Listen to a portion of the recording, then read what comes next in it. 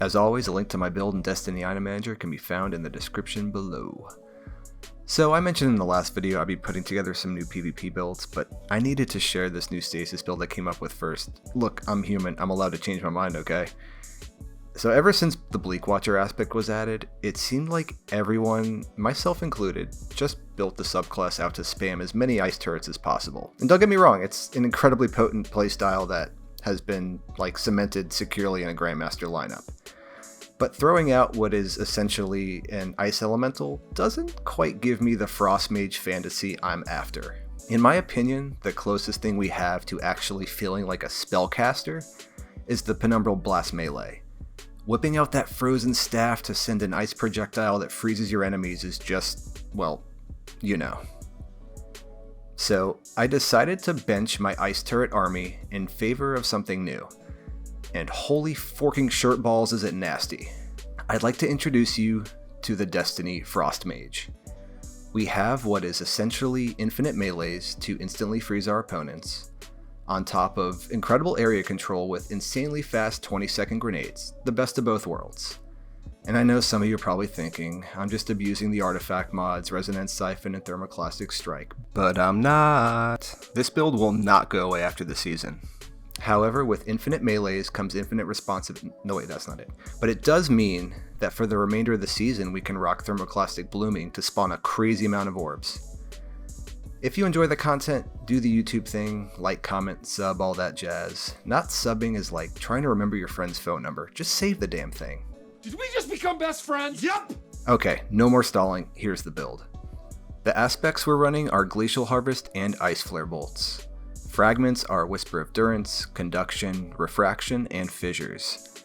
I ran this with and without Fissures, and I think it still works fine without it, so you can drop that for Chains or Rime if you want more survivability, or Torment if you want more grenade energy. We're going to be running this with Duskfield Grenade and a Healing Rift. The stats to aim for are 10 Recovery, 10 Discipline, 5 Strength, and the rest in Intellect. I was able to hit tier 6 Intellect, but as always this will depend on your own rolls. The exotic we're rocking is Eye of Another World, which drops all of our ability cooldowns by roughly 20%. It brings our tier 5 melee from a minute 21 to a minute flat, our 24-second grenade down to an even 20. Our Rift is 41 seconds at tier 10, Eye brings it down to 34. And now for the mods and armor. So starting with the helmet, we're running 2 hands-on and elemental shards.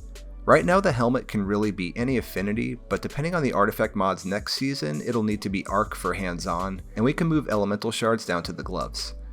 The gloves, we've got Thermoclastic Blooming to generate orbs on every powered melee kill, which with the build we're running there will be a lot of. The affinity doesn't matter this season, but either the gloves or helmet need to be Stasis, and again depending on what happens with next season's artifact mods, we'll lose Thermoclastic Blooming, but we can change the gloves to Stasis so we can replace it with Grenade Kickstart to get even faster grenade cooldowns. Also on our gloves is Elemental Charge. Our chest will be Solar to slot in Bountiful Wells, the leg armor will be Arc, and we will be rocking 2 Invigoration mods to regen melee energy when we pick up an Orb of Power, and Heavy-Handed, which will refund 50% of our melee energy when we use a charged melee, consuming 1 stack of Charge with Light. Our bond will also be Arc, so we can sport 1-2 Finisher and Outreach. This means dropping Rifts will give us 20% melee energy, and if for some reason we screw everything up, run out of melee energy entirely, we can do a Finisher to get it all back. And then we also have Melee Wellmaker. Alright, the great part about this build is you can run any weapons you want. It's not tied to stasis weapons or headstone. But of course, if you can squeeze in something with Demolitionist or Wellspring, that's always a plus. So when I first put the build together, I wasn't sure how it would pan out. I thought it might be a little too gimmicky. So I took it for a test drive through some Legend Lost sectors, but I wanted to push it further. So I went and soloed a Master Nightfall, then took it through a Grandmaster Nightfall.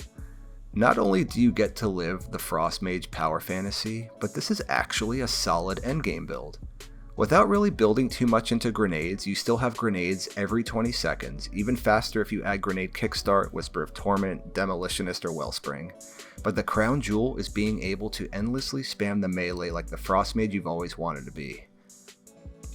So how the build works is you open up by tossing a Duskfield Grenade to slow and freeze enemies. This will generate Stasis Shards thanks to Glacial Harvest. The shards count as Elemental Wells thanks to Elemental Shards, and they'll track to you thanks to Whisper of Conduction. And because they count as stasis wells, each shard will add 2 stacks of charge with light.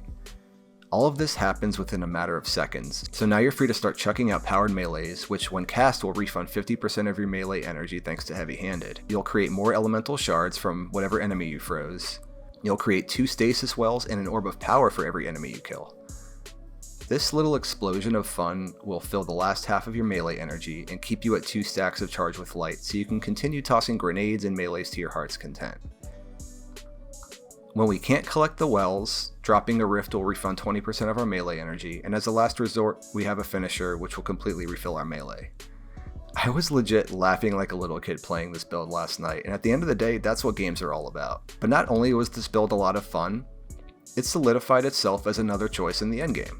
To be honest, I came up with the build while looking for a way to abuse thermoclastic blooming while we still had it, but to my surprise, it actually turned into much more, and I found a new favorite build to add to the rotation.